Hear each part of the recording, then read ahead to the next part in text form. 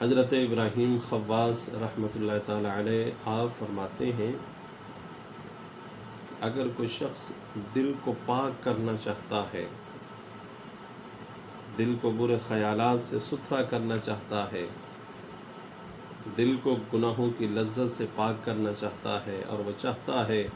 کہ اس کا دل پاک صاف ہو جائے، اس کا دل نیکی کی طرف رغبت کرنے والا اور گناہوں سے نفرت کرنے والا بن جائے، اور اس کا دل نماز میں لگے، اللہ کی عبادات میں راغب رہے۔ فرمایا کہ اگر کوئی شخص چاہتا ہے کہ اپنے زنگ آلودہ اور گناہوں سے لتھڑے ہوئے دل کو ستھرا کرے،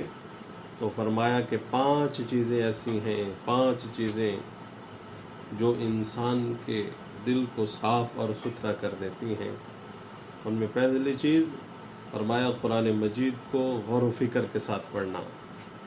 یعنی قرآن پاک کو ترجمے کے ساتھ، تفسیر کے ساتھ سمجھ کر پڑھنا، یہ پہلا عمل ہے۔ اور دوسرا عمل فرمایا اپنے پیٹ کو خالی رکھنا، حرام لقمے سے بچانا، زیادہ کھانے سے اپنے آپ کو بچانا، کیونکہ زیادہ کھانا انسان کو سست کر دیتا ہے، نفسانی خواہشات زیادہ جنم لیتی ہیں، تو خالی پیٹ اپنے آپ کو رکھنا، کم کھانا۔ اور فرمایا تیسری چیز رات کو اٹھ کر تہجد پڑھنا، اللہ کی عبادت پڑھنا، کم از کم 2 نفل ہی پڑھ لے، تہجد کا اپنے آپ کو پابند بنائے۔ اور فرمایا چوتھی چیز سحری کے وقت اللہ سے رو کر دعائیں مانگنا، اس رب کے سامنے گڑ گڑانا،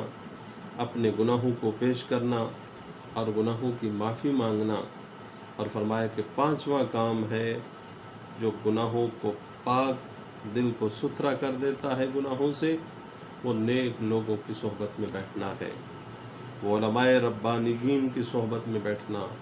اولیاء اور صوفیاء کی صحبت میں بیٹھنا ہے، تارک الدنیا لوگوں کی صحبت میں بیٹھنا۔ تو فرمایا کہ یہ 5 چیزیں ایسی ہیں کہ اگر کوئی شخص ان کو اپنا لے، قرآن کی تلاوت غور و فکر سے کرے، پیٹ کو کھانے سے خالی رکھے، کم کھائے، بقدر ضرورت کھائے، رات کو اٹھ کے تہجد پڑھے، تہجد کے وقت اللہ کے سامنے گناہوں کی معافی مانگے، گڑ گڑائے، اور 5ویں چیز ہے نیک لوگوں کی صحبت اختیار کرے، تو یہ کام جو کر لے گا انشاءاللہ اس کا دل نمازوں میں بھی لگے گا، اس کا دل قرآن کی طرف راغب ہوگا، گناہوں سے نفرت اس کے دل میں پیدا ہوگی،